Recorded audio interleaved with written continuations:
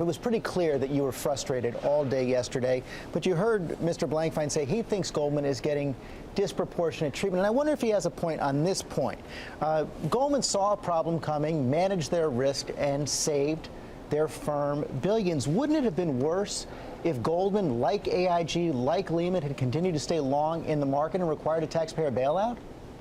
Well, what was really the problem is that they made a heck of a lot of money in the wrong way, in an unfair way, at the expense of taxpayers.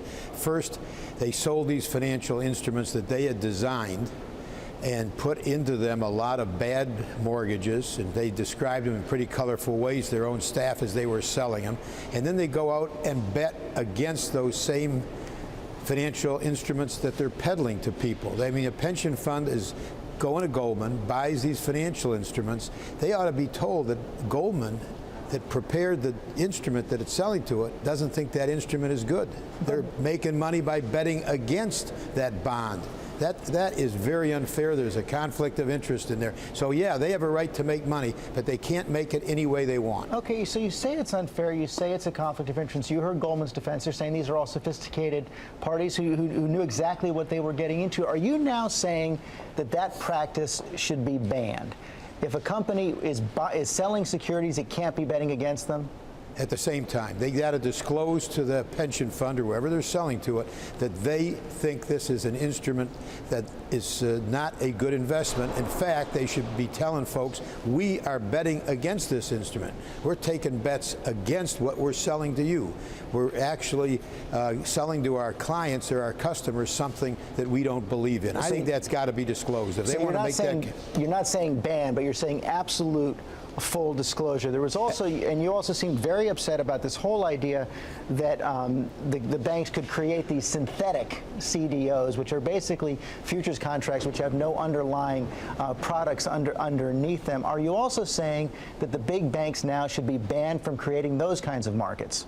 Well, the regular banks should not be engaged in this kind of proprietary trading. They either should be a bank or they ought to be a hedge fund, one or the other. If they want to be a Goldman Sachs, don't have the government promise to pay off their depositors or their investors. It's got to be one or the other. That's the old Glass-Steagall idea.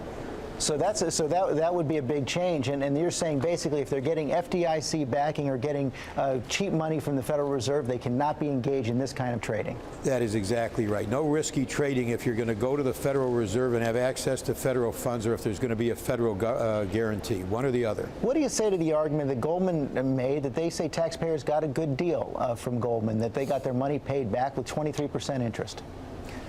Well, I don't know if we didn't get a good deal when we paid off a private company's debt, AIG's debt, to Goldman. Goldman made a bet, just like walking into a casino.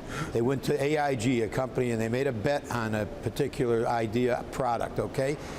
And then when they won that bet with AIG, we ended up paying off the bet. Billions of dollars, taxpayers' dollars, went to Goldman because they won a bet, which was nothing more than a bet, with a private company. That is totally intolerable. Final question. You've come out for two very big reforms this morning on this program. What more should be done? What more did you learn yesterday, and what reforms will come from it? This was the fourth hearing that we had in a series of hearings. The bad problems and the bad practices started where the mortgages were first signed and held out to the public.